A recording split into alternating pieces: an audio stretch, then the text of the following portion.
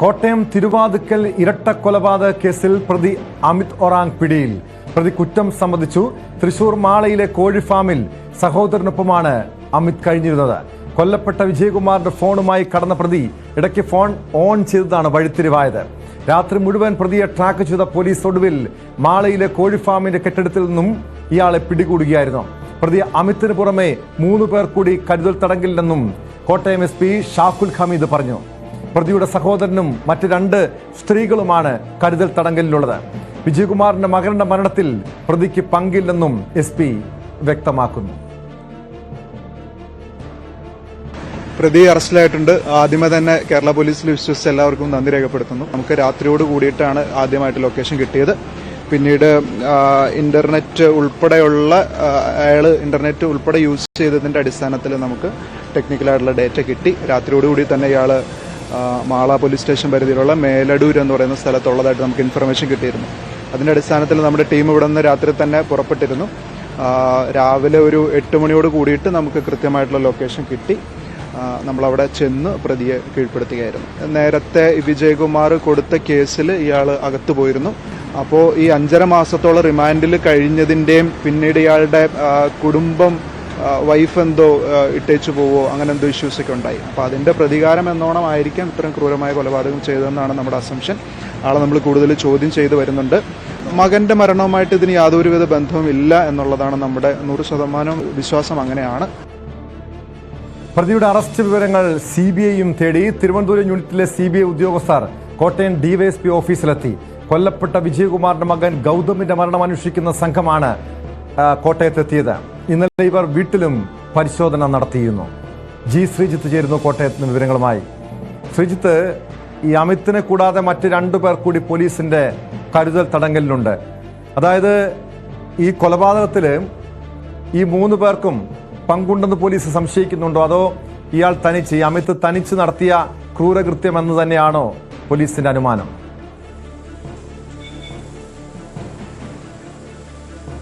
തീർച്ചയായും അമിത് ഒറ്റയ്ക്ക് ചെയ്ത ക്രൂരകൃത്യം എന്ന നിലയിൽ തന്നെയാണ് പോലീസിന്റെ അന്വേഷണം പോകുന്നത്. ഇതുവരെയുള്ള വിവരങ്ങളും തെളിവുകളും എല്ലാം അങ്ങനെ തന്നെയാണ്. മറ്റ് 2 പേരെ കരുതൽ തടങ്കലിൽ എടുത്തത് ഈ കഴിഞ്ഞ കേസിൽ അമിത് ഏതാണ്ട് 5 മാസത്തോളമാണ് ജയിലിൽ കിടന്നത്. ഏപ്രിൽ 3-നാണ് ഇയാൾ പുറത്തിറങ്ങുന്നത്. അന്ന് പുറത്തിറങ്ങിയത് വൈക്കം സ്വദേശിനികളായ 2 സ്ത്രീകളുടെ ജാമ്യത്തിലായിരുന്നു. പക്ഷേ ഈ സ്ത്രീകൾ ഒരു അഭിഭാഷകയുടെ നിർദ്ദേശപ്രകാരം, വൈക്കത്തെ തന്നെയുള്ള ഒരു വനിതാ അഭിഭാഷകയുടെ നിർദ്ദേശമനുസരിച്ച് പണം വാങ്ങി, ഏതാണ്ട് 5000 രൂപയോളം പണം വാങ്ങിയ ശേഷമാണ് ഇവർ ജാമ്യം നിന്നത് എന്നാണ് നമുക്ക് ലഭ്യമാകുന്ന വിവരം. അങ്ങനെയാണ് പുറത്തിറങ്ങിയത്. അതുകൊണ്ട് തന്നെ ഇവർക്ക് മറ്റെന്തെങ്കിലും, ഈ പണമല്ലാതെ മറ്റെന്തെങ്കിലും താല്പര്യങ്ങളുണ്ടോ, അമിത്തിനെ പിന്നീട് സഹായിച്ചിട്ടുണ്ടോ, ഈ സംഭവത്തിൽ അമിത്തുമായി എന്തെങ്കിലും ബന്ധമുണ്ടോ, ഇതൊക്കെ പരിശോധിക്കാനാണ് ഇവരെ ഒരു കരുതൽ കസ്റ്റഡിയിൽ എന്ന നിലയിൽ എടുത്തിരിക്കുന്നത്. മാത്രവുമല്ല, ഈ പ്രതിയെ ഒളിവിൽ ഫലത്തിൽ താമസിപ്പിക്കാൻ ശ്രമിച്ചത് സഹോദരനാണ്. മാള മേലടൂരിലെ ഈ ജോലി സ്ഥലത്ത് ഇയാൾ പണിയെടുക്കുകയായിരുന്നു. അവിടെ എത്തിയതിന് പിന്നിൽ ഇയാളാണ് ഈ കൃത്യം ചെയ്ത ശേഷമാണോ എത്തിയത്, ഇയാൾക്ക് ഒളിച്ചു താമസിക്കാനുള്ള സൗകര്യമാണോ ചെയ്തത് എന്നൊക്കെ അറിയുന്നതിന് വേണ്ടിയാണ് സഹോദരനെ കൂടി കരുതൽ തടങ്കലിൽ എത്തിച്ചത്. നിലവിൽ ഇയാളുടെ ചോദ്യം ചെയ്യൽ കോട്ടയം വെസ്റ്റ് പോലീസ് സ്റ്റേഷനിൽ തുടരുകയാണ്. DYSP KG അനീഷ് ഉൾപ്പെടെയുള്ളവർ, വിവിധ പോലീസ് സ്റ്റേഷനുകളിലെ സർക്കിൾ SHOമാർ ഉൾപ്പെടെയുള്ളവർ ഇപ്പോൾ നിലവിൽ ഈ സ്റ്റേഷനിലുണ്ട്. ഇവർ ചോദ്യം ചെയ്യൽ തുടർന്നുകൊണ്ടിരിക്കുകയാണ്. ഇതിനനുസരിച്ചായിരിക്കും മറ്റുള്ളവരുടെ പങ്കിനെ കുറിച്ചുള്ള വിവരം ലഭിക്കുക. എന്തായാലും കേസിൽ ഇനി നിർണായകമാകുക ഈ വീടിന്റെ CCTVയുടെ DVR ആണ്. ആ DVR ഇയാൾ മോഷ്ടിച്ചു കൊണ്ടുപോയി എന്ന് പോലീസ് വ്യക്തമാക്കിയിട്ടുണ്ട്. അത് മാളയിൽ വരെ കൊണ്ടുപോകാനുള്ള സാധ്യതയുണ്ടോ എന്ന് വ്യക്തമല്ല. കാരണം ഇയാൾ ഒളിവിൽ താമസിച്ച കോട്ടയം റെയിൽവേ സ്റ്റേഷന്റെ അടുത്തുള്ള ലോഡ്ജിലേക്ക് ഇയാൾ പുലർച്ചെ ഏതാണ്ട് 4:15 മടങ്ങിയെത്തുമ്പോൾ ഇയാളുടെ കയ്യിൽ ഒന്നുമില്ലായിരുന്നു. ഒരുപക്ഷെ താഴെയോ മറ്റോ ഈ DVR ഉൾപ്പെടെയുള്ള ബാഗോ മറ്റോ വെച്ച ശേഷം കയറി വന്നതാണോ എന്ന് വ്യക്തമല്ല. അതിനുശേഷം ഇയാൾ പിന്നീട് എവിടേക്കെങ്കിലും പോകുന്ന വഴി എവിടെയെങ്കിലും ഉപേക്ഷിച്ചതാണോ എന്നും വ്യക്തമല്ല. ഇതെല്ലാം അറിയുന്നതിന് വേണ്ടിയാണ് ഇപ്പോൾ ചോദ്യം ചെയ്യൽ നടക്കുന്നത്. എന്തായാലും ചോദ്യം ചെയ്യൽ പുരോഗമിക്കുന്നു. വൈകാതെ മറ്റ് വിവരങ്ങൾ ലഭിച്ച ശേഷം, പ്രാഥമികമായ പരമാവധി വിവരങ്ങൾ ശേഖരിക്കാനാണ് ശ്രമം. അതിനുശേഷം ജില്ലാ ആശുപത്രിയിൽ എത്തിച്ച് ആരോഗ്യ പരിശോധന നടത്തും. ഇന്ന് തെളിവെടുപ്പുണ്ടോ എന്ന് വ്യക്തമല്ല. എന്തായാലും രാവിലെ തന്നെ ജില്ലാ പോലീസ് മേധാവി ഷാഹുൽ ഹമീദ് കൊച്ചിയിലാണ് മാധ്യമങ്ങളെ കണ്ട് നിലപാട് വ്യക്തമാക്കിയത്, കാര്യങ്ങളൊക്കെ വിശദീകരിച്ചത്. ഇന്നത്തെ ചോദ്യം ചെയ്യലിന്റെ കൂടി വിവരം അറിഞ്ഞ ശേഷം ഒരുപക്ഷെ വൈകുന്നേരത്തോടെ വീണ്ടും SP ഷാഹുൽ ഹമീദ് മാധ്യമങ്ങളെ കാണുമെന്നുള്ള സൂചനയാണ് നമുക്ക് ലഭിക്കുന്നത്. എന്തായാലും ഇയാളുടെ ചോദ്യം ചെയ്യൽ കോട്ടയം വെസ്റ്റ് പോലീസ് സ്റ്റേഷനിൽ നിലവിലെ SP ഇന്ന് കൊച്ചിയിലെ മാധ്യമങ്ങളെ കണ്ടപ്പോൾ പറഞ്ഞിരുന്ന കാര്യം ഗൗതമിന്റെ, അതായത് ഈ കൊല്ലപ്പെട്ട വിജയകുമാറിന്റെ മകൻ ഗൗതമിന്റെ മരണവുമായി ഈ കേസിന് ബന്ധമൊന്നുമില്ല എന്ന് പോലീസ് ഉറപ്പിക്കുന്നുണ്ട്.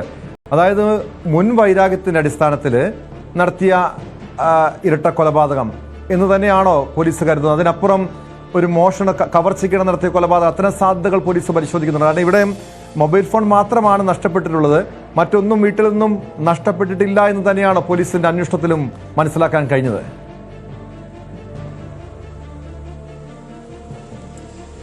തീർച്ചയായും അങ്ങനെ തന്നെയാണ്. ഇയാളെ ജയിലിലാക്കി എന്നുള്ളത് മാത്രമല്ല, ഫലത്തിൽ വിജയകുമാറിന്റെ ഈ കേസ് കാരണം, വിജയകുമാർ നൽകിയ കേസ് കാരണം ഇയാളുടെ കുടുംബം തകരുന്ന സാഹചര്യവും ഫലത്തിലുണ്ടായി. കാരണം ഇയാളുടെ ഭാര്യ അടക്കം ഈ വിജയകുമാറിന്റെ വീട്ടിൽ ഈ അമിത് ഒറാങ് ജോലി ചെയ്യുമ്പോൾ ജോലിക്കാരിയായിരുന്നു. പിന്നീട് ഇവർ തമ്മിൽ തെറ്റുന്ന സാഹചര്യമാണ് ഉണ്ടായത്. അങ്ങനെ ഇവർ പിരിയുന്ന സാഹചര്യം ഉണ്ടായി എന്നുള്ളതാണ് ജില്ലാ പോലീസ് മേധാവി കൊച്ചിയിൽ മാധ്യമങ്ങളെ കണ്ടപ്പോഴടക്കം വിശദീകരിച്ച ഒരു കാര്യം. അത് തന്നെയാണ്.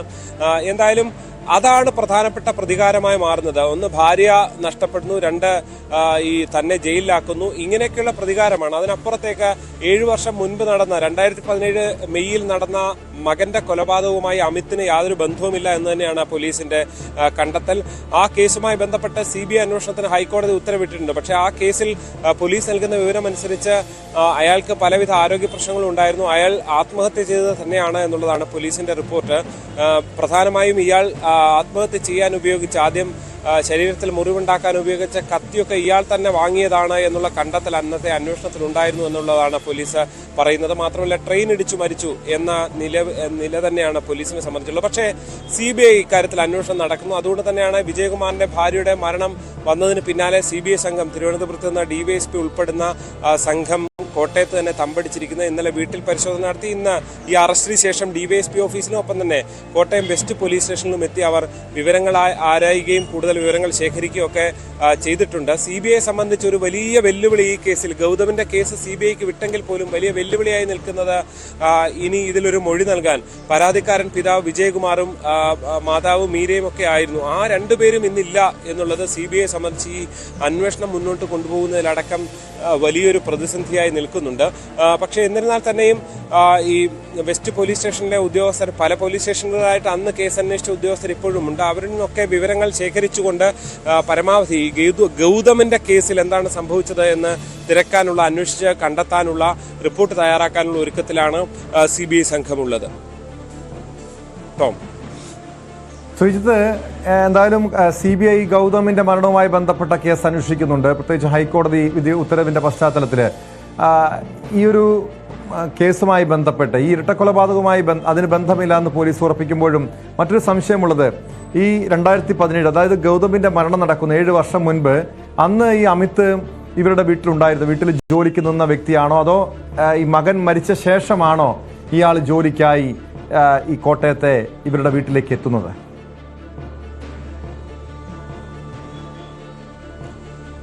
മകൻ മരിച്ച ശേഷം തന്നെയാണ് അമിത് ജോലിക്ക് എത്തുന്നത് എന്നുള്ളതാണ് പോലീസിൽ നിന്ന് നമുക്ക് അറിയാൻ സാധിച്ചിട്ടുള്ളത്. പരമാവധി ഏതാണ്ട് 7-8 മാസത്തോളം ജോലി ചെയ്തിട്ടുള്ളതെന്നുള്ളതാണ് ഒരു വിവരം. അതിൽ കൂടുതൽ കുറച്ചുകൂടി കാലമുണ്ട് എന്നുള്ളതാണ്. ഇന്ന് എങ്ങനെയൊക്കെ കൂട്ടിയാലും 7 വർഷമില്ല എന്ന് തന്നെ നിസ്സംശയം പറയാം. മാത്രവുമല്ല, ഈ ചെറിയ കാലയളവിനുള്ളിൽ തന്നെ വിജയകുമാറിന്റെ ഏറ്റവും വിശ്വസ്തനായിരുന്നു ഈ അമിത് എന്നുള്ളതാണ്. ഈ പോലീസ് സ്റ്റേഷനിൽ ഈ ഐഫോൺ നഷ്ടപ്പെട്ട കേസ് ആ നിലയിലാണ് ആദ്യം പോകുന്നത്. അങ്ങനെ കേസ് നൽകുമ്പോൾ പോലും അമിത്തിന് ഒരു തരത്തിലുള്ള സംശയവും വിജയകുമാറിനില്ല.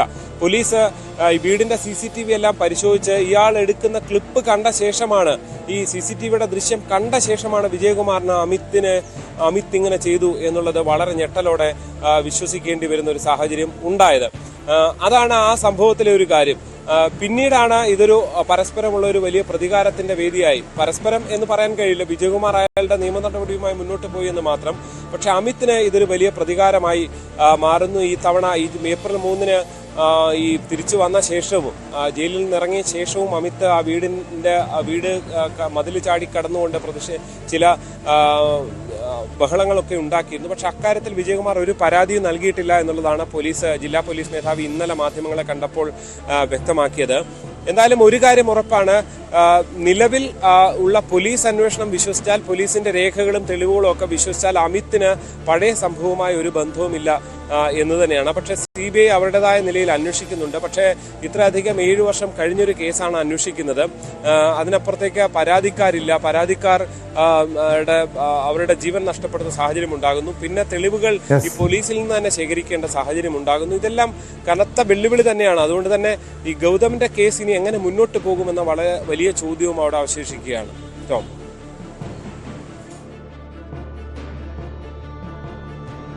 വ്യക്തമാണ്. G. ശ്രീജിത്താണ് കോട്ടയത്ത് നിന്നും വിവരങ്ങൾ നൽകിയത്. കോട്ടയത്തെ ഇരട്ട കൊലപാതകത്തിലെ പ്രതിയെ പോലീസിന് പിടികൂടാൻ കഴിഞ്ഞെന്തായാലും ആശ്വാസകരമാണ്. പക്ഷേ അവിടെ ഇവരുടെ മകൻ്റെ ഈ കൊല്ലപ്പെട്ട വിജയകുമാറിൻ്റെ മകൻ ഗൗതമിൻ്റെ മരണവുമായി ബന്ധപ്പെട്ട ആത്മഹത്യയുമായി ബന്ധപ്പെട്ട കേസ് ഇനി CBI സംബന്ധിച്ച് വലിയ കീറാമുട്ടിയാണ്. കാരണം ഇവിടെ പരാതിക്കാർ 2 പേരും കൊല്ലപ്പെടുന്ന സാഹചര്യം. ഇനി ആ കേസിൻ്റെ അന്വേഷണം ഏത് രീതിയിലായിരിക്കും മുന്നോട്ട് പോവുക എന്നതും നോക്കിക്കാണേണ്ട കാര്യമാണ്.